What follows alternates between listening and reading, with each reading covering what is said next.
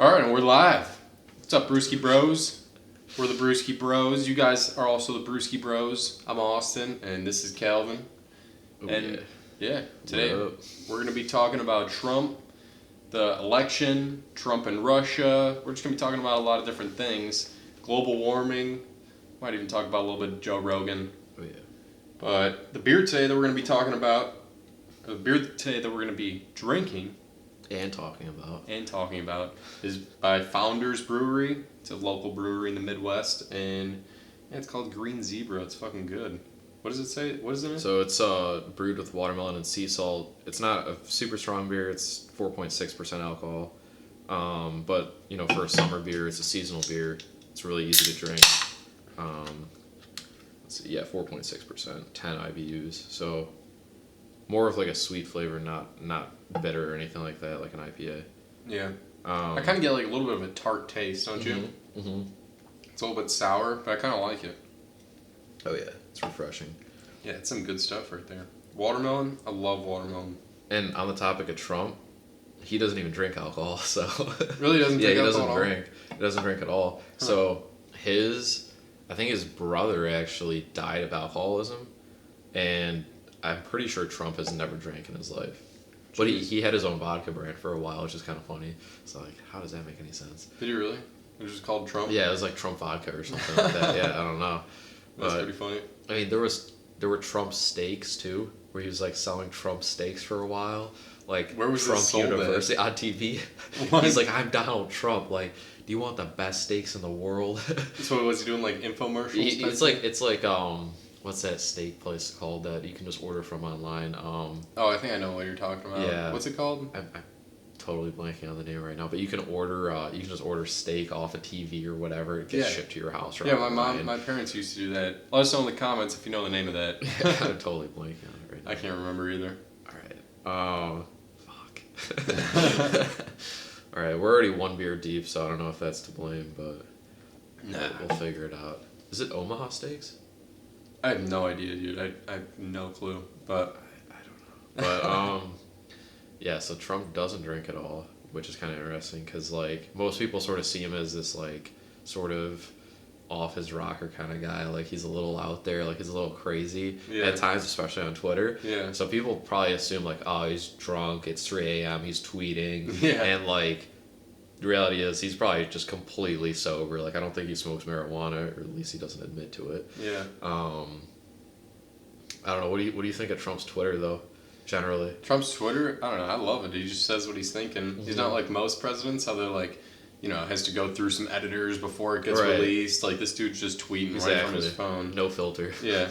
I'm sure, like, some of the tweets, like, have, they're, like, processed, like, different announcements. PR person, maybe. Exactly. Yeah. But then, like, you could tell which ones are just straight from Trump's phone. It's pretty funny. Yeah, I don't think his PR people are awake at 3 in the morning. Yeah. Well, you could also schedule tweets, but... True. Yeah. True. But I think, one of the really, really big topics in the media over the past few years has been, Russian interference in the 2016 election. And so, you have people on the left saying that essentially Russia got Trump elected and he's loyal to Russia, or they were, even colluding with Russia to ensure that he got elected. And then you have people on the right saying that, it's just basically the left blaming someone else for losing that election. Yeah. And, we had the whole Meuller Report thing where they were outlining, like, possible ways that the Russians did interfere in the election. But at the same time, like, there was nothing definitive, right, that came out of it. I mean, I don't know, did you read it? The Meuller Report at all? No, I didn't, but I was watching the news a lot when it came out. So was I, and I just read a little bit of it. Like, I'm not going to take the time to read however many hundreds of pages that was, or maybe it was like 80 pages. I'm not going to read all that. But I just went to, like, social media and their manipulation of social media, because they were saying, like, oh, well, Russia has all these bots that are, tweeting pro-Trump stuff. Yeah. So I sort of wanted to look at the evidence they had for that, because they claimed they had actual evidence of that. Yeah. And then it turns out they said they, from Twitter, so people at Twitter actually were able to find, Russian bot accounts, let's say, and they gave them numbers on what percentage of those bots, suspected Russian bots, were used to like tweet pro-Trump, anti-Hillary material, and it turns out that they were only using, I think, 8% or less of their total suspected Twitter bots on Twitter to actually tweet pro-Trump and anti-Clinton stuff. Yeah. And how do you even know if there actually was a Russian account? Because I can create an account right now, get a VPN in Russia, and then, that's a Russian bot account. Exactly. So I have no idea. It could just be people using VPNs. Yeah, people who love Trump. Yeah.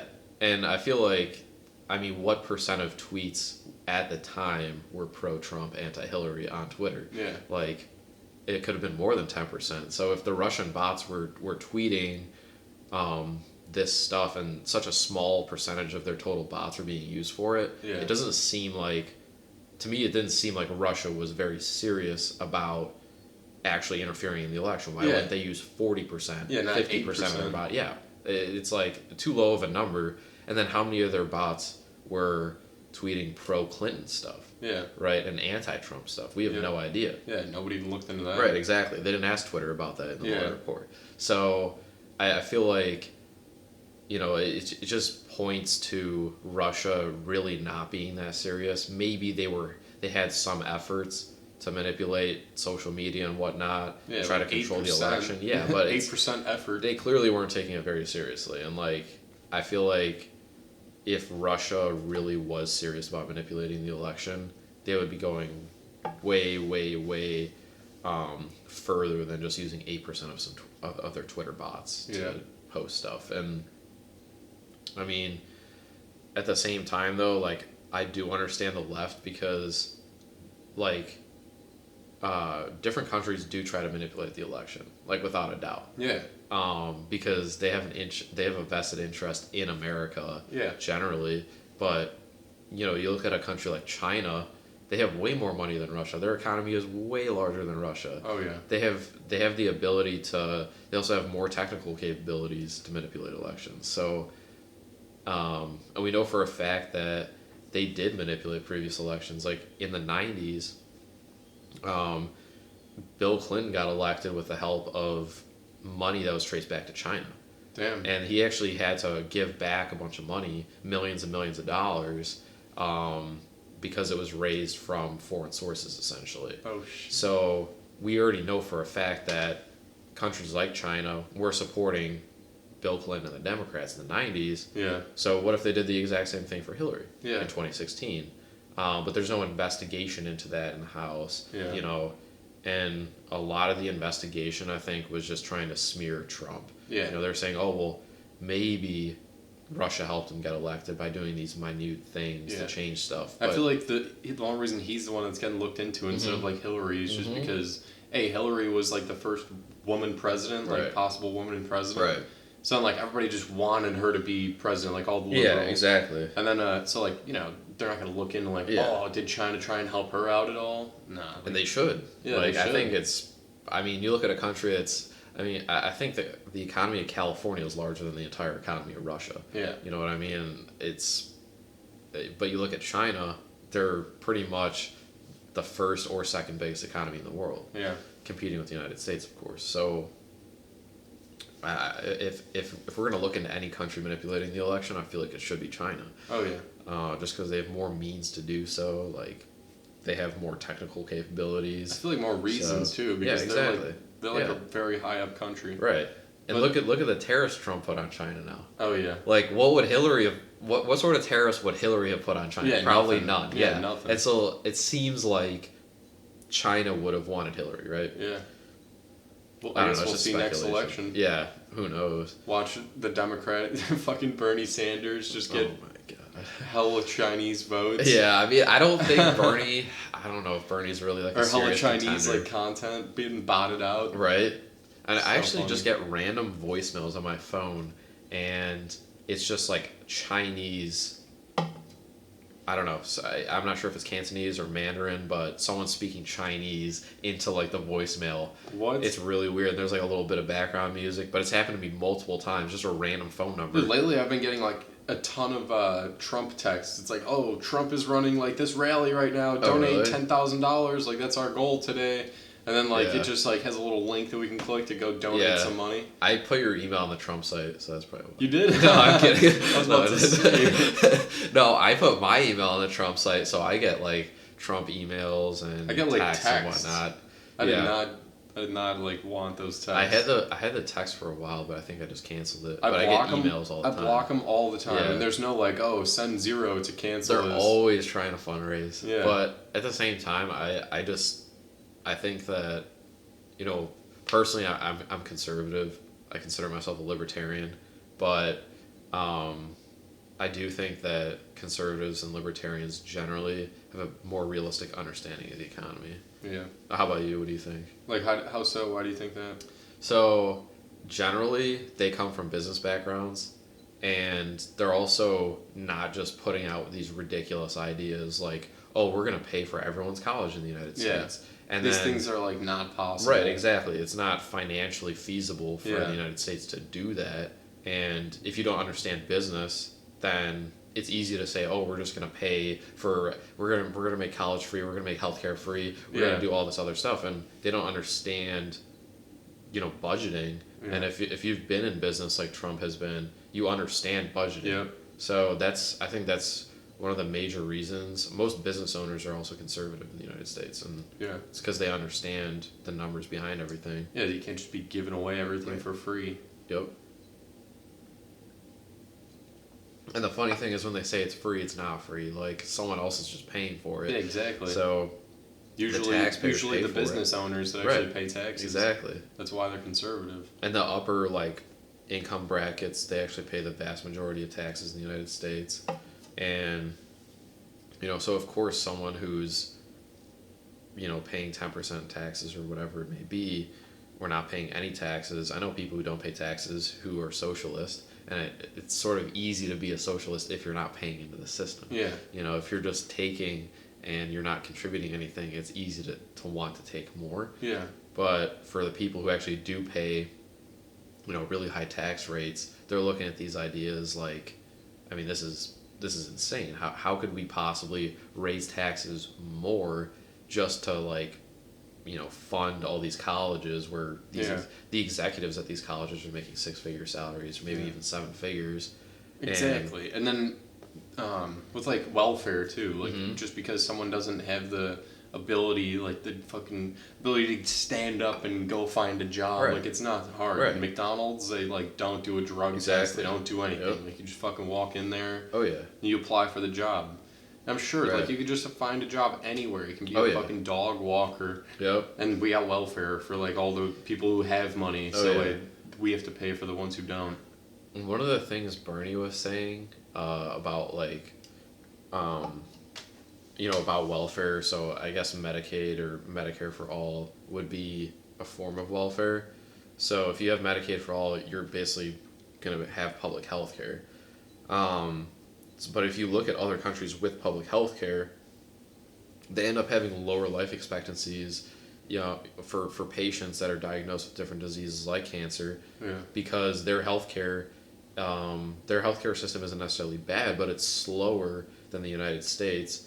And when there's less money to be made in any industry, people tend to leave that industry. Yep. So, if healthcare is very profitable in the United States, it attracts talent, but in the UK, they don't have high doctor salaries like we do here. Yeah. And so a lot of people who are intelligent enough to become doctors would rather go into some other field than medicine, and so the quality of their healthcare goes down. Yeah. And when the quality of the healthcare goes down, life expectancies go down, and also wait times are crazy. Like if you're giving healthcare to everyone through a public hospital or whatever it may be, takes so much longer. Yeah, there's huge lines, and I don't know if you've ever had to wait in line at the emergency room. Oh yeah. Yeah. Hours. Same with me. I mean, I had a needle, a sewing needle, all the way through my finger. I had to sit there for 4 hours before they did anything, and it's because they're already swamped, and that's with private insurance.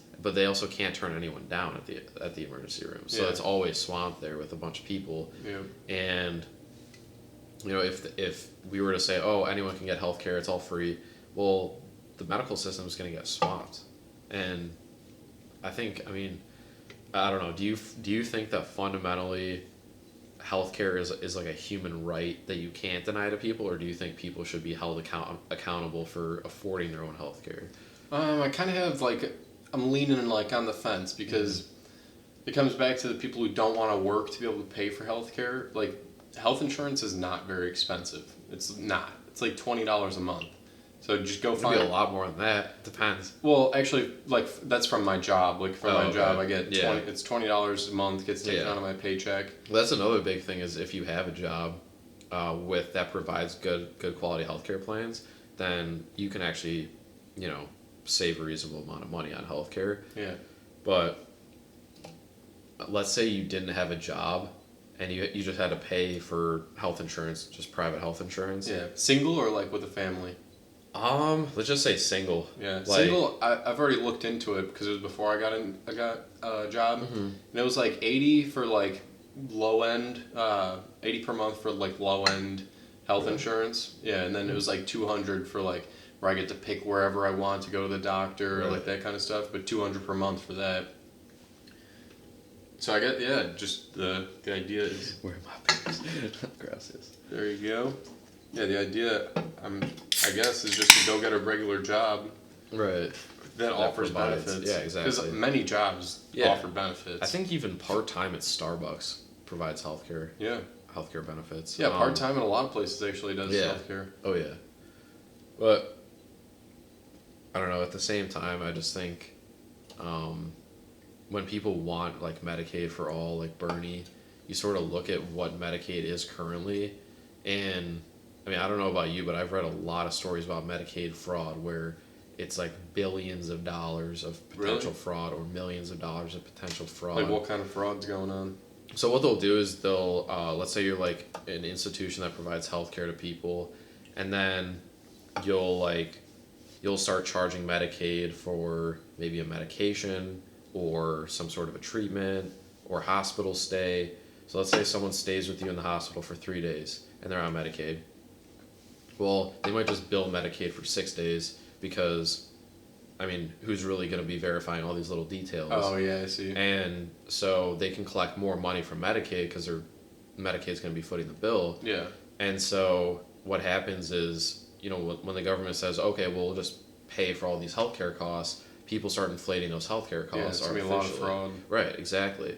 And if you're selling a pharmaceutical drug and the government says, yeah, we'll cover all the costs of healthcare, why wouldn't you say, okay, this pill costs $5, per dose, we're going to increase it to 15 now, or 20.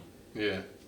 The government says they're going to cover the bill. Yeah. Right, exactly. So they have no incentive to offer competitive pricing. Yeah.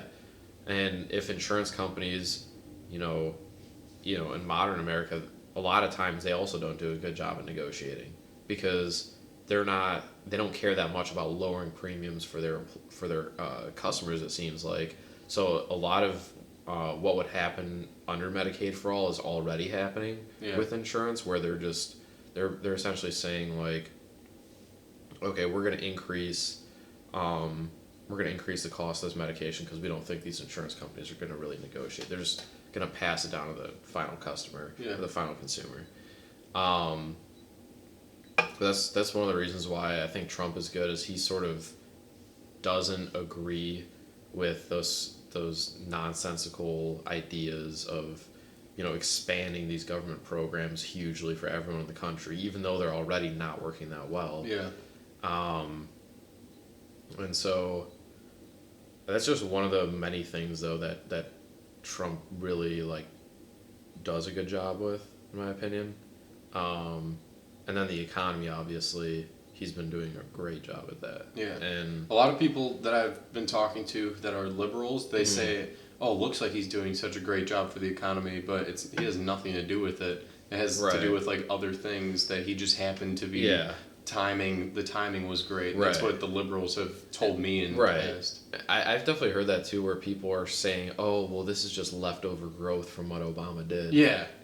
But the reality is, Trump has hit GDP growth numbers that Obama never hit, and people thought it wasn't possible. And so I think Trump has already proved people wrong for so long that they can't necessarily attribute something he's doing now to Obama, because it's years after. And I mean, when people think Obama helped the economy, I mean, he's the guy that took taxpayer money and bailed out financial institutions that made poor lending decisions, poor mortgage lending decisions, all that kind of stuff. And the reality is, he should have just allowed those businesses to go bankrupt, even if it would have hurt the economy a little bit more in the short term. But he was scared. I think Obama was scared of the economy really, going south in his term. So he said, "Oh, well, I'll do whatever it takes to make sure that doesn't happen. So we'll take taxpayer money and give it to these private businesses and bail them out and whatnot," which is, in my opinion, is completely unethical. Yeah. Because he's basically just trying to save his own name from looking bad, at the cost of billions of dollars from the taxpayers. So the taxpayers never were allowed to vote on whether or not those bailouts were going to happen. And the reality is, he should have taken that money and given it to people, whose homes were foreclosed, or he should have used that money to offer tax cuts to lower income individuals to lessen the impacts of the actual recession. And just giving the money to these financial institutions is just ridiculous, in my opinion. Yeah. They got the money because they donated to his campaign, obviously. And they knew that, if they got this guy elected, they paid for this guy's campaign, they would get money. Yeah, exactly. They would get money. So they put in, a few $1,000,000, and then they get paid out hundreds of millions or billions of dollars. Yep. So, I don't know. In my opinion, Trump is a much more ethical president than Obama was. Yeah.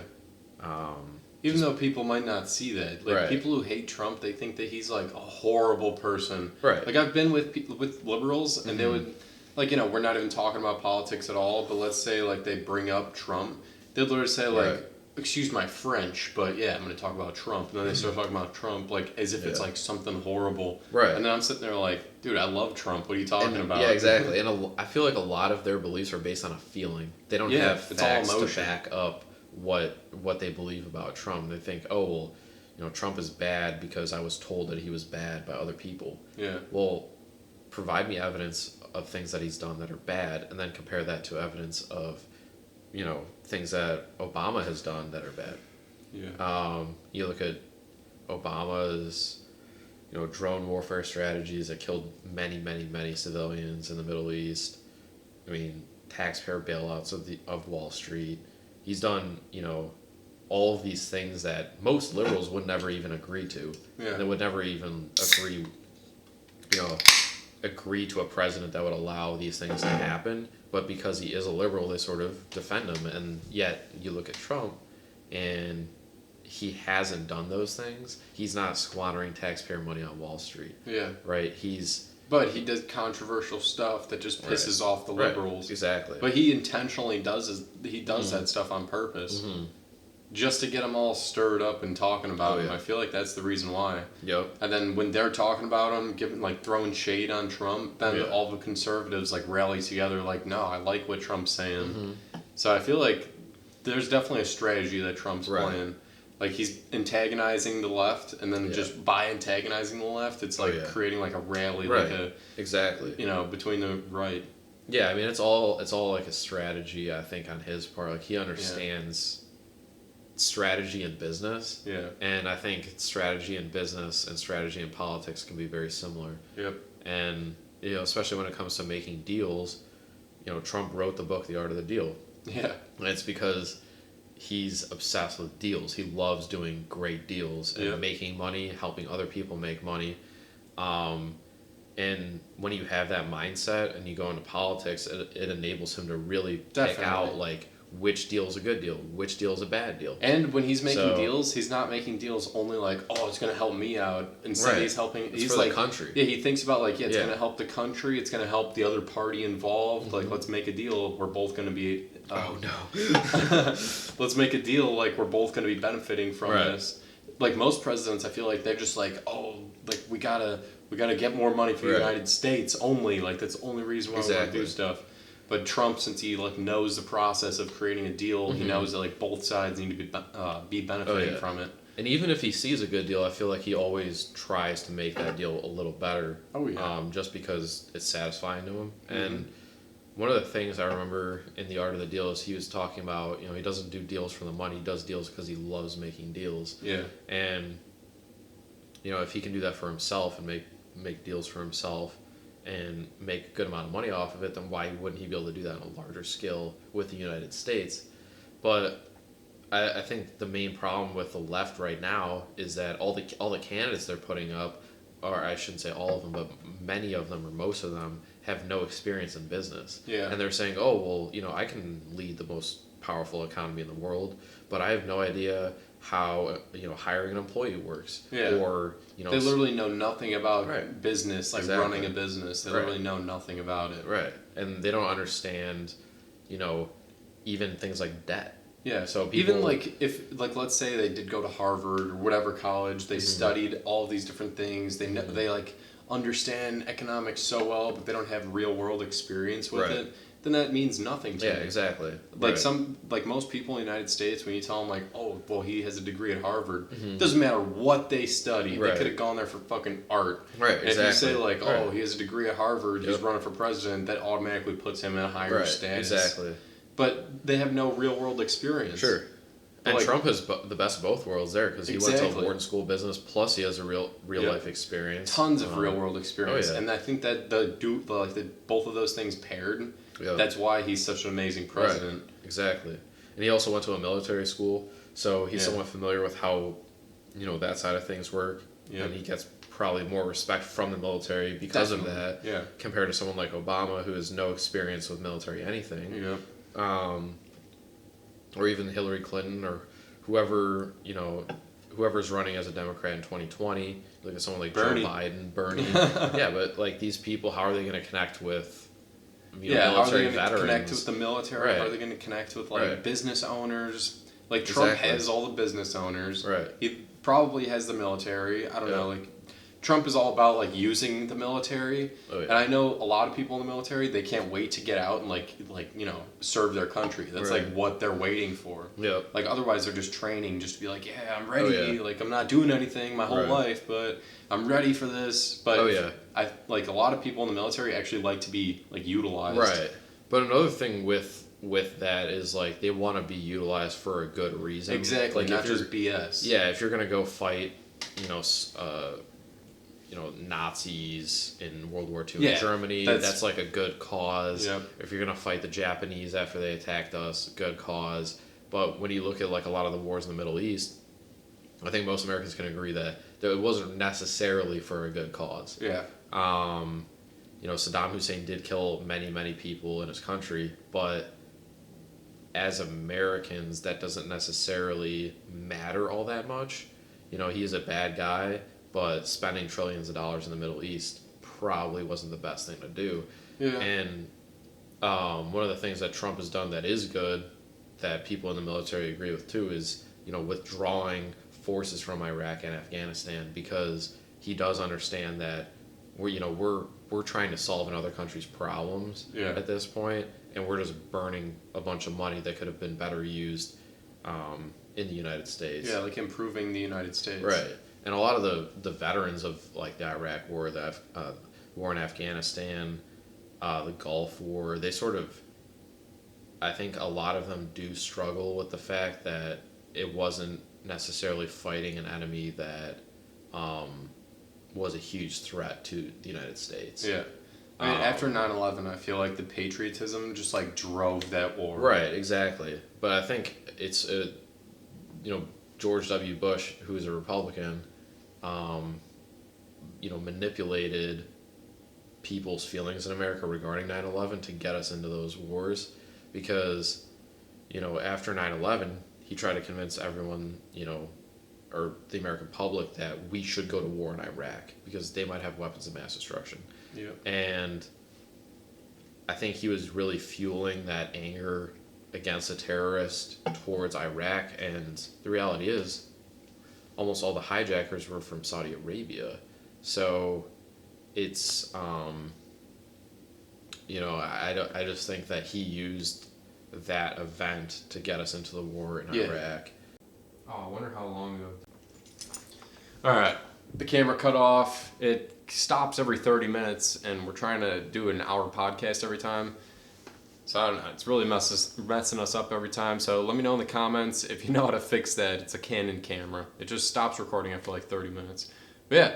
So I think this is where we're picking up in the same spot where we left off.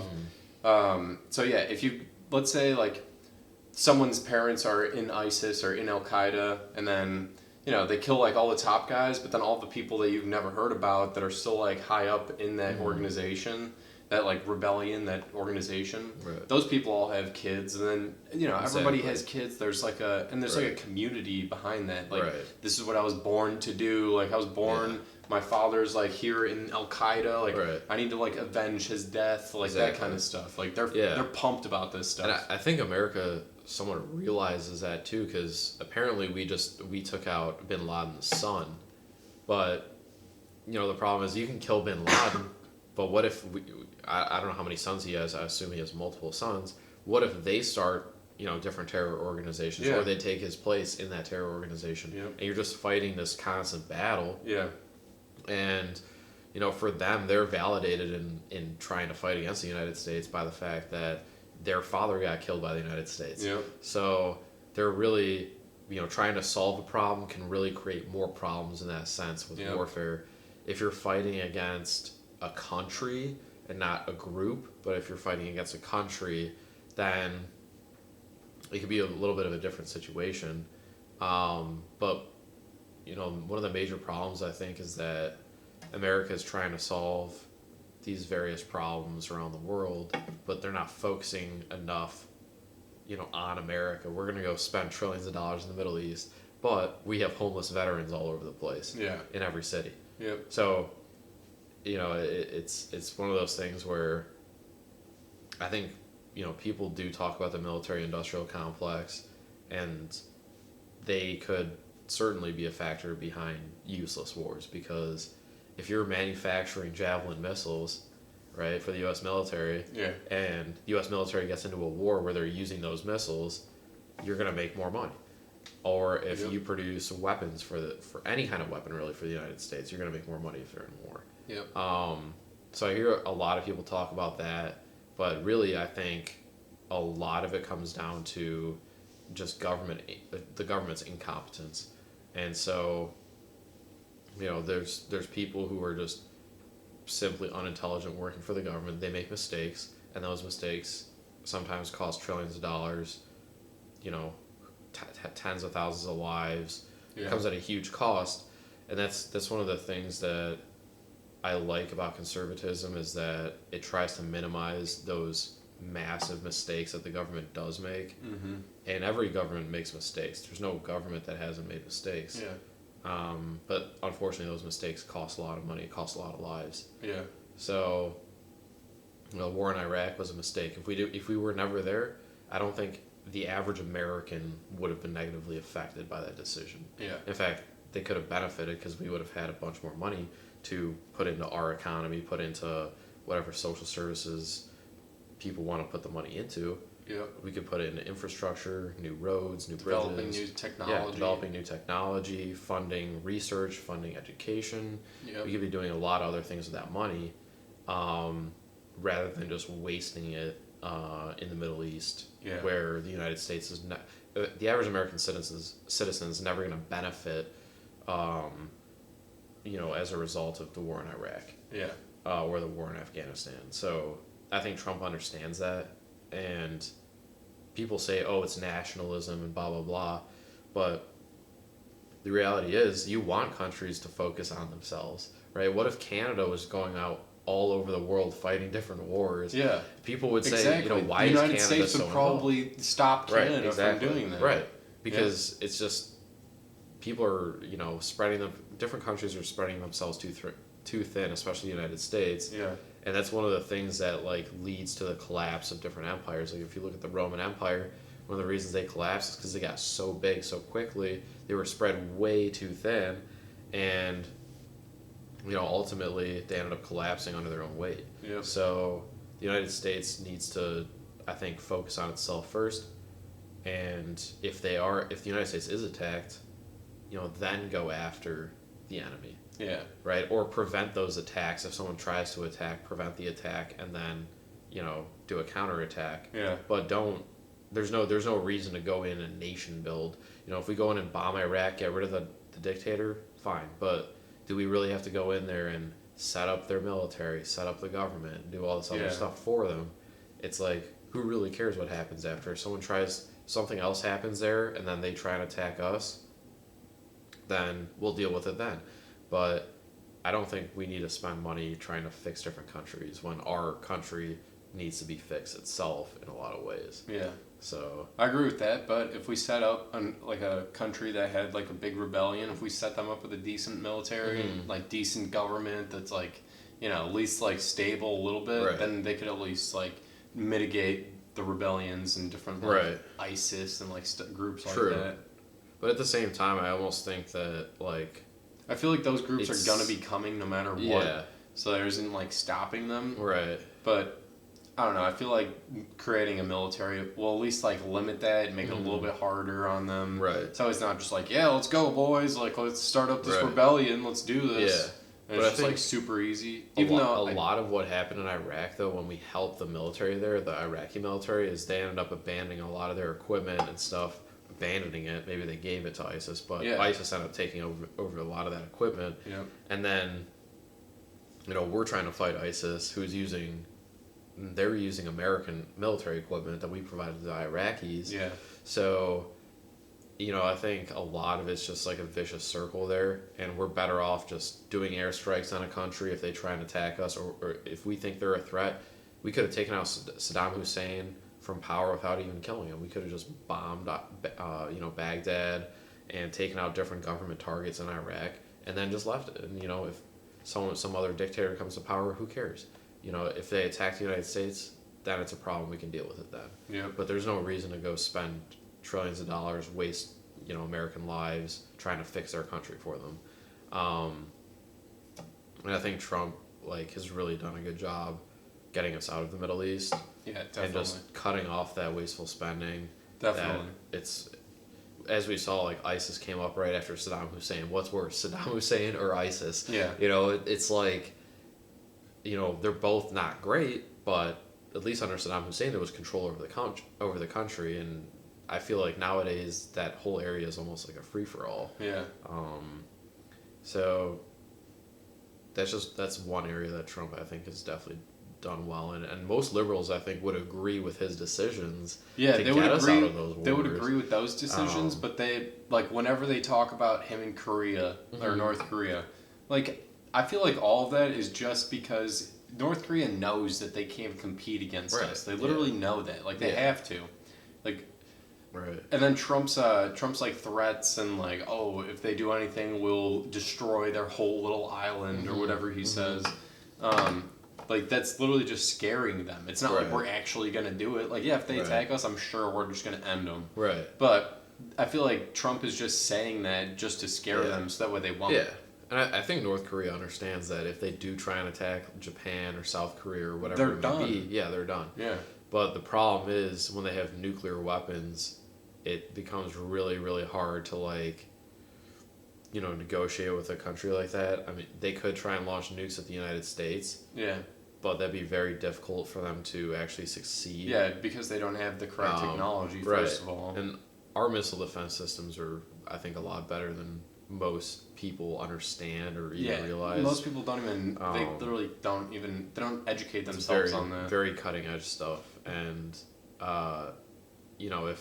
if North Korea attacks South Korea, then that could cause some damage. It's much closer, and it could cause huge damage to South Korea. Oh, yeah. Yet, when we put anti-missile systems into South Korea, they're protesting us because they don't want us there. And even though we're keeping their country safer, they don't want us there. And I think Kim Jong-un, he was educated in the Western world. He didn't, stay in North Korea his entire life. He understands what the rest of the world looks like. He didn't? Where did he? I think he went to school it was in Europe somewhere, I believe. Maybe Really? like Switzerland or Germany. Interesting. Yeah, and like he would sort of keep to himself, but there were people there who just hung out with him and stuff, and they said that he was a cool guy, but he always had a lot of money. He always had like private drivers, private chef, That's all so this funny. kind of stuff, and they just chilling thought, with Kim Jong Un in college. yeah, like, exactly. Up, see, But they bro. didn't know he was related to him. They just thought, oh, this is just some wealthy Korean kid. Yeah. And then afterwards, he became dictator, and the people who knew him in college were like, oh my god, like I used to hang out with Kim Jong Un. So, and that's part of the reason why he really likes like American culture, Western culture, like. Dennis Rodman goes over there and hangs out with Kim Jong Un and like Wiz Khalifa. yeah, exactly. Like, I don't know if Wiz has been there, but Yeah, he has. He smoked has? weed there. Really? Yeah, I think it's in What? a song. What? Oh no! I think Kanye's just saying that Kanye in one of his songs said that I can go to North Korea and smoke with Wiz Khalifa. Oh, okay. That's what I'm thinking of. maybe he probably could actually, but I mean, if he hit up Kim Jong Un would probably be like, all right, come out here, man. Yeah, for real. Kanye and Wiz, but like, yeah, bring the joints. I'm pretty sure weed is legal in North Korea. Actually, It's like, legal? Yeah, it's one of the few countries where weed is legal. Like you can go to a market there and buy weed. I've heard. Interesting. So, I'm pretty sure it's the only country in the world actually that has weed legal completely. Just completely legal. Like in Holland or the Netherlands, it's decriminalized. They have like the coffee shops in Amsterdam, obviously, but it's not technically legal. It's just not illegal. Yeah. So I don't know if that makes any sense, but like the coffee shops in Amsterdam, they get their weed from black market sources usually because they're not technically allowed to grow weed or anything like that. But that's one thing that Trump maybe hasn't taken advantage of is weed legalization in the United States.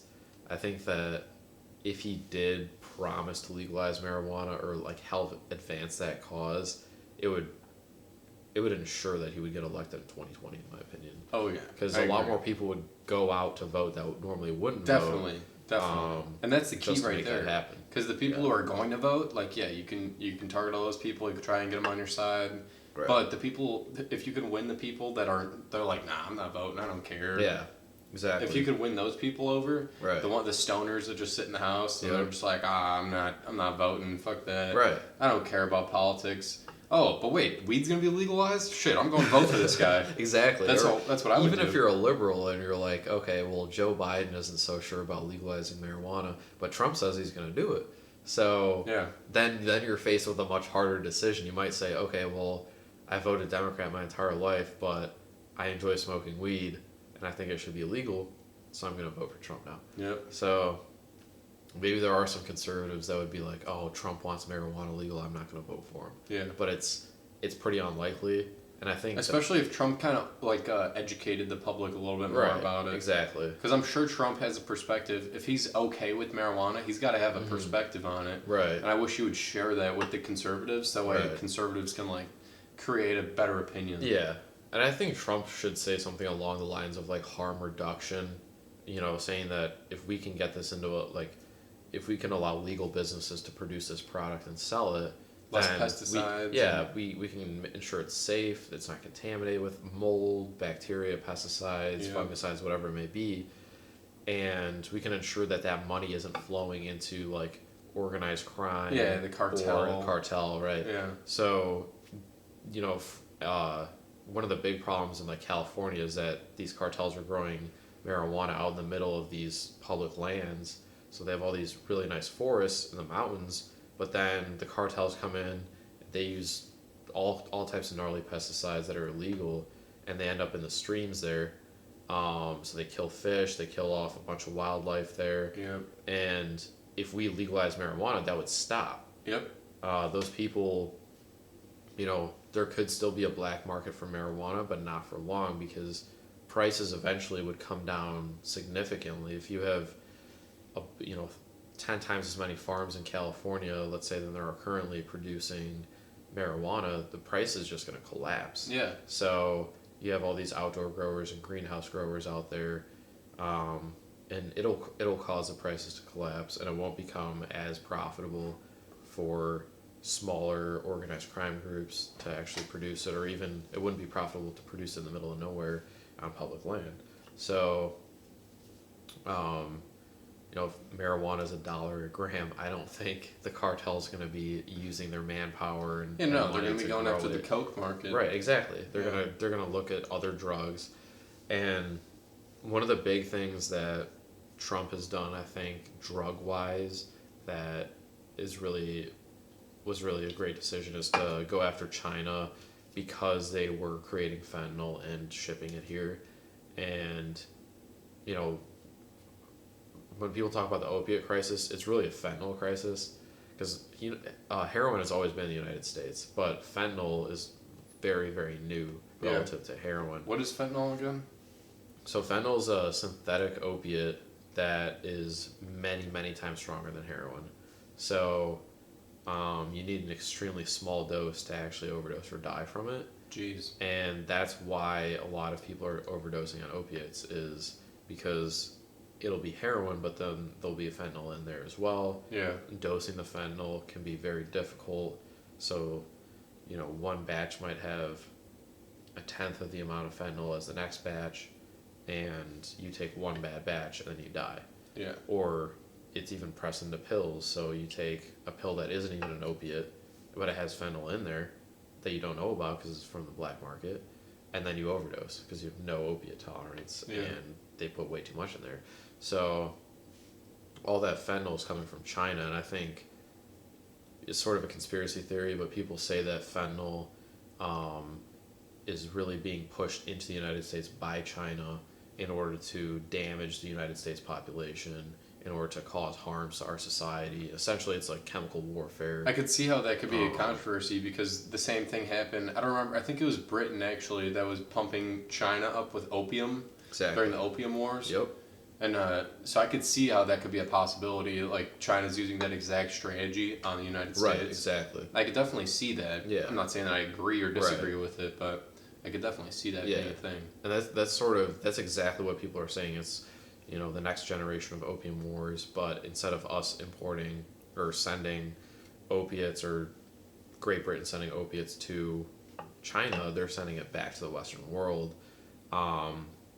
And they know that these labs exist, and they don't want to shut them down for whatever reason.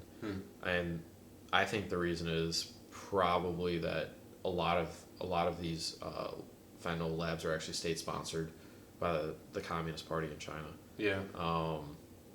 Because they think their goal, and they've stated this openly, is to take over the world.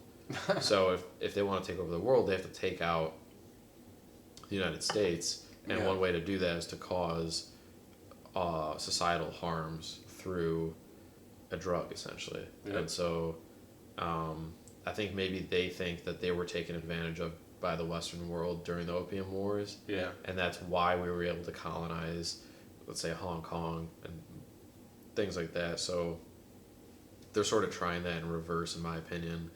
And I think Trump has done a really good job about that. And he said recently that because they haven't, cut off this fentanyl supply like they said they were going to, that he's going to put additional tariffs on. And he actually follows through with that and puts tariffs on China. Yeah.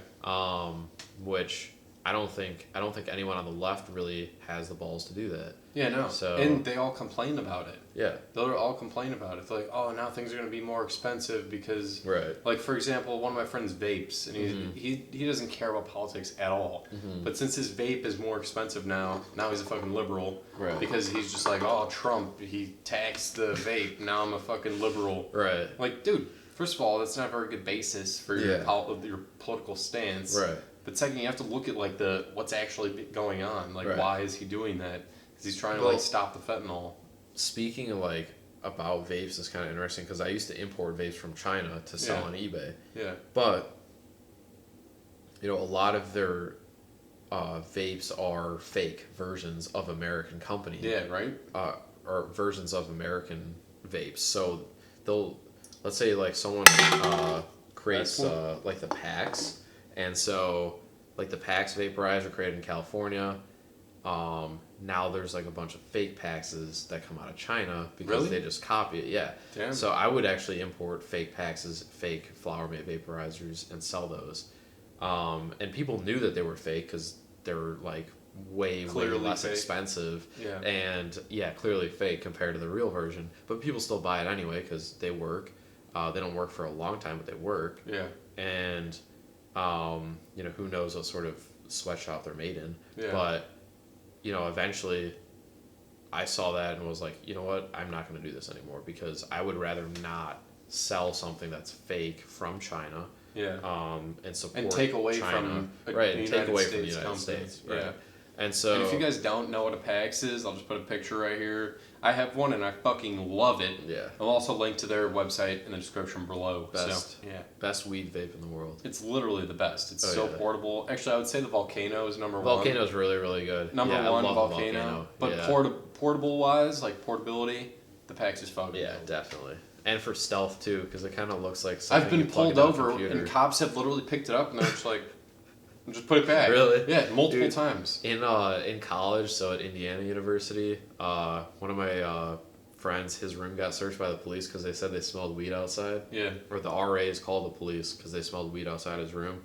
They searched the whole room. They found the weed, and I think they found a scale, but they did not find the packs. Like, it was just laying in plain sight, but they thought it was just something for a computer or something like that, and they just ignored it. Thought it was a hard drive maybe or something. Oh my god. And they just ignored it, and they didn't do anything about it.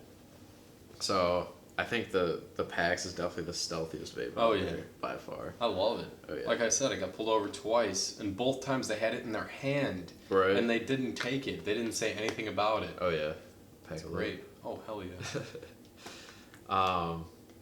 And I don't know. I think one of the things that maybe I've been kind of disappointed in with Trump is that he didn't protect like the United States CBD market from China. Yeah, because now China's selling like fake CBD or like pesticide loaded. I mean, CBD. it's real CBD, but it's the like quality of it's very questionable. Yeah, loaded with chemicals. Yeah. By the way, today we're packing a little bit of the general SNIS. That's the good stuff. If you guys do Copenhagen Grizzly, like, try this stuff. First of all, it's better for your gums. It's cleaner. Might be like the bitch way to pack, but once you start doing it, you'll fucking love it. Oh yeah. Speaking of which, I need a spittoon. Leave a like if you guys enjoy tobacco in any form. This is about to get nasty. Oh no. Fuck. Alright. So what else were we going to talk about? We're going to talk about Joe Rogan, maybe. We said maybe on that. But we talked about global warming. Okay. So, global warming, Trump says it's just fucking bullshit. That people are literally just... I don't know if he said that. Yeah, Trump said that global warming is literally nothing to worry about. Okay. Yeah. So, I guess, that is pretty controversial. But I think I do agree with Trump on that. Obviously, so global warming is a very, very controversial issue. So I don't know about you've told me about this before, but or any of the viewers out there who've gone through public school. They very much push global warming as a big issue. Push going green, gotta recycle, finding alternative energy sources. That's a huge thing in public schools. And I think the motive behind that is good to an extent, but I think a lot of the fears about global warming are very much overblown in comparison to other threats. So, what are we more likely to die of? Global warming or, nuclear warfare? Yeah. Global warming or, widespread pollution of microplastics and other pollutants that don't really degrade in the environment that quickly. Yeah. So, we have all these threats that can impact us on a daily basis. Most human beings test positive for a wide variety of pollutants. Yep. And those pollutants don't include CO2 because CO2 is not a pollutant. Yeah. CO2 is necessary for plants to survive. It's what we exhale. Yeah, we exhale CO2. We can breathe in CO2. It's not going to hurt us. Yeah. It might damage some things if you breathe in too much CO2. If you're breathing in extremely high levels of CO2, you'll die, but you'll pass out. Speaking at of the very which, least, last night this kid left this kid that I live with left the fucking the stove like burner on. Oh no, all night, that's not dude. Good. That's all not good. night. I woke up and I felt like fucked up. That's dude. carbon monoxide. Yeah, I felt fucked up when I woke up. Like I could not wake up, and I was like, "This is so weird. Why can't I wake up?" I've been there because when I was living in my cabin in California, out in the middle of nowhere, off the grid, one night it was freezing, right? Because I had no heat, and middle of winter, freezing cold, and I thought, you know what? I might as well just light the stove. Like this is the only way I can get some heat, and so I started the stove. And I was like, you know what? Like, I don't know if this is a good idea. I'm going to look this up online. So I started looking up online, like, what effects does this have? Yeah. Or is it bad or is it good? Yeah. And turns out it's not good at all because it releases a bunch of carbon monoxide into, where you're living. Literally, when I opened the door to my room today, I felt like I was going to throw up. Oh, yeah. Like, it was so bad. Yeah, that's not good at all, dude. Yeah.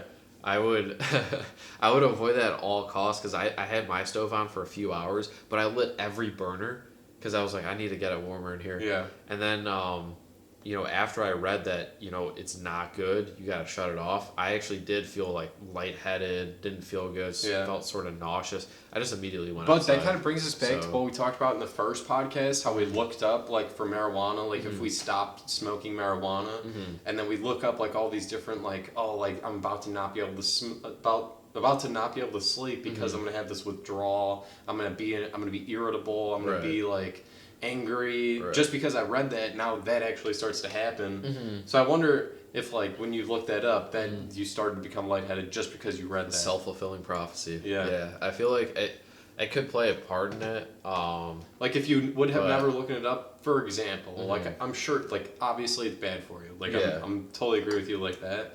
But I'm saying, like, if you look it up and then you read it, you're like, oh, yeah. And then your brain's like, oh, yeah, my head does hurt now. Right, exactly. This must be why. Right. But if you didn't look that up, then let's say you're just blazing, like you're smoking or something, you're taking edibles, you'd have been like, oh, I'm feeling great. Yeah. Like, yeah, I'm feeling a little headache, but hey, I'm fine, you know? Wait, so here's a question. Do you think Trump smokes weed? Trump smokes weed? I think he has in the past. Yeah. Like, I 100% think he has. Yeah. Like we talked about in the last podcast, you can't have an opinion on weed if you've never tried it. Right. And I totally think that he would think the same way. You can't have an opinion on it unless you try it. I think his kids definitely smoke weed, though. Why? Eric Trump. Why Trump do you think Jr. that? Well, one of his daughters got caught with weed, I think. But doesn't he, like, hate that daughter? Yeah. Like, it's the daughter that's, like, the black sheep of the family, I guess. But then, like, Ivanka is, like, this big, like, public figure and everything. I don't know if she's smoked before. But her husband, Jared Kushner, I guarantee you he smoked just because of his last name. Kushner. Yeah. That's his last name has reason. Kush in it. He's definitely smoked marijuana. We got 2 minutes left. Do you want to go past the hour mark, or do you want to just... Yeah, we can go past the hour mark. All right, we'll go past the hour mark. Because we haven't even talked about Joe Rogan. We haven't even talked about global warming. Yeah. A little bit of global warming, but we'll make like a clips channel, and we'll link that below. So that way, if you guys are still watching, I don't know how many people are still going to be watching. Yeah, who knows? An hour in, I'm sure there's some out there. Or there's listening. Some, some people might be working and listening. Somebody might be listening. Oh yeah. But for those people, there's a clips channel we're gonna make, so that way you guys don't have to watch like a full hour. Kind of like how Joe Rogan's podcast. You don't have to watch all 2 hours of the Elon Musk like interview. Then you could just go watch like the clips and see the best parts. Like you click like, oh, he's talking about the weed part right here. Right. I click that video. This is where Elon smokes weed. Yeah. So we're gonna create like a clips channel for this channel. So it'll be linked below. It should be called like Brewski Bros Podcast Clips or something like that. Brewski Bros Clips. Oh yeah. Something along the lines. Yep. But yeah. And then hopefully some people will, with lower amounts of patience, will be able to appreciate that. Yeah. I think that'll definitely help. Yeah, definitely. But so on our first podcast, which is on the topic of marijuana, we have currently, I believe, 84 views. Yeah, which is linked right here, actually, right over my head. It just got linked. So click that shit. I think 6 likes and 2 comments. Yeah, but watch it after you finish this one. Like finish up this one and then go click that one. It'll be also linked below. Yeah. And yeah, go check that one out. But yeah, leave a like if you like it. Same with this video. If you like this video, smash the like button, subscribe. And hopefully, if they've seen the first podcast, they can tell that this one's a little bit, better quality. We have lights up. We have the mic. We have everything here. So we're getting a little bit more professional with the podcast. and hopefully we can continue to sort of develop Yeah. the podcast as we go along. Every episode is going to be better. Every yeah. time. We're going to be thinking about like how to tell stories better, how to keep the emotion up. Mm-hmm. We're going to be thinking about like different ways to improve the podcast, which in my opinion, this already looks fucking amazing. It's pretty solid. Look at the camera. Right. Look at that. We have a little screen that's pointing back at us so we can see what you guys see, and literally it looks 10 times better than the original. Alright, and we're back. Alright, we only have those 30 minutes, so let me know in the comments if you know how to fix that in a Canon camera. I don't know how to do it. I'm sure maybe if I check out the settings, maybe I'll be able to, but I haven't, so if you know how to fix it, leave it in the comments. Any professional podcasters out there, please let us know. Yeah, any professional like camera users out there. But yeah, I already told you guys, but it would really help out the podcast if you smash the like button below if you like what you see. And if you want to see more of these videos in the future, make sure you hit that subscribe button. Mm-hmm. And then after you hit the subscribe button, you hit the little bell next to it, and that'll notify you every time that we release a new video. So that way you'll be notified like every time we release a new video. Oh yeah, absolutely. And hopefully every video is getting better. And that's our goal is, every podcast get a little bit better, a little more flow. Whether it's with like the lighting, how we did this, and the mic, the sound quality, but in the future we're gonna have that on point. Right. Like right here, I feel like this is already pretty damn good. Oh yeah. But in the future, we're gonna be talking about like how to make the story like a little bit better, make the whole podcast a little bit more interesting. Right. Like how we can just tell better stories, basically. How maybe we can more interesting topics too. Yeah. So if you guys have any ideas for topics that you guys want to hear us discuss, let us know in the comments below, and we'll try and get those ideas, into a podcast. But generally, we're just trying to be, a nice, relaxed, hangout sort of podcast style, discussing different topics. Yeah. But damn, dude, I'm actually buzzing from this lip right now. The General Snooze. I'm linking that below too, because damn. This stuff's not a sponsor. We have no sponsors. Yeah, we have no sponsors, by the way, but we're trying to get some beer sponsors, so... Oh, yeah. While we're talking about it, the Green Zebra. Check this can out. You can't really see it. Let's see if it changes. Beautiful can. Beautiful can. Beautiful can.